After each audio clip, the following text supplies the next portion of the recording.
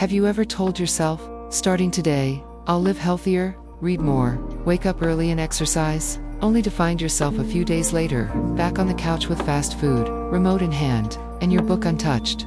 If that sounds familiar, then you're probably like me once, believing I lacked willpower and discipline.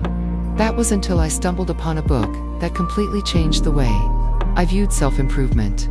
Atomic Habits by James Clear. James isn't a famous fitness coach or a billionaire CEO. He was an ordinary guy who suffered a severe brain injury in high school. His recovery wasn't a miracle that happened overnight. It was a slow journey, built on the smallest of actions. Making his bed, doing light stretches, reading just a few pages. These seemingly trivial habits slowly brought him back, not only physically, but mentally. From this experience, James realized a powerful truth. Change doesn't come from massive revolutions, but from tiny, consistent steps. He gives the example of a plane flying from Los Angeles to New York. If it changes its course by just a few degrees at takeoff, it could end up in Washington, D.C. instead.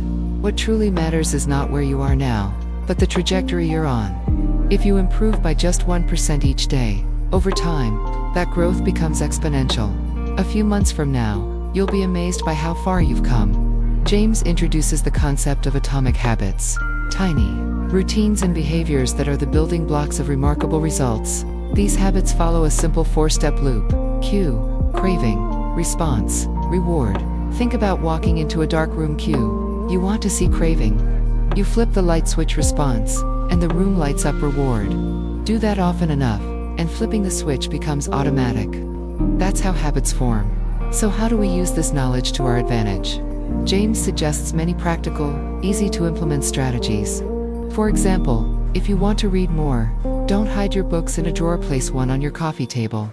Or if you want to play guitar regularly, don't store it in the closet, leave it out in plain sight. One powerful technique he shares is the implementation intention, a way to turn vague goals into concrete plans.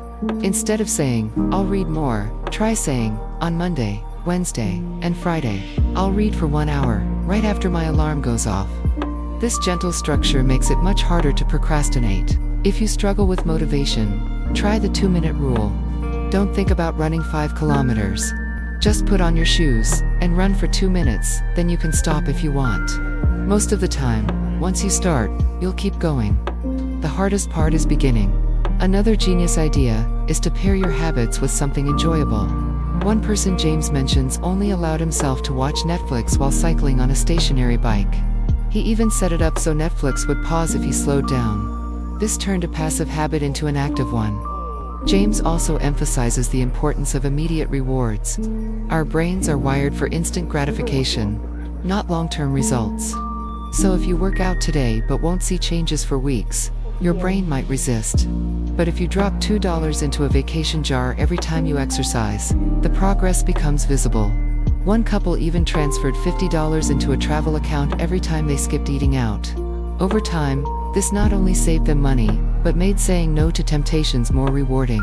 On the flip side, if you want to break bad habits, make them inconvenient. Take the batteries out of your TV remote and put them on a high shelf. You'll think twice before turning it on.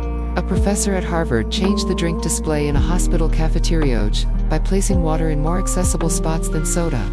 People's choices improved significantly. Another tip James gives is habit stacking.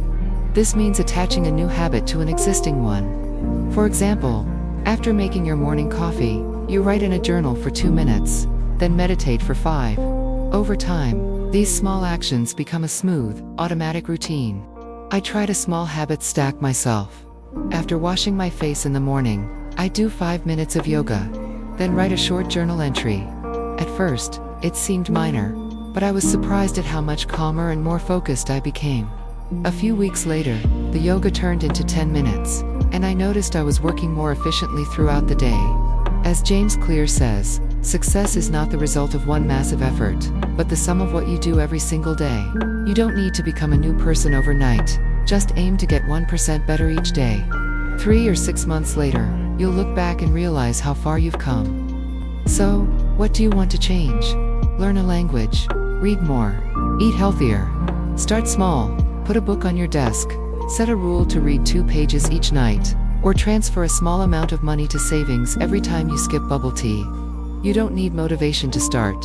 You just need to start small, but consistently.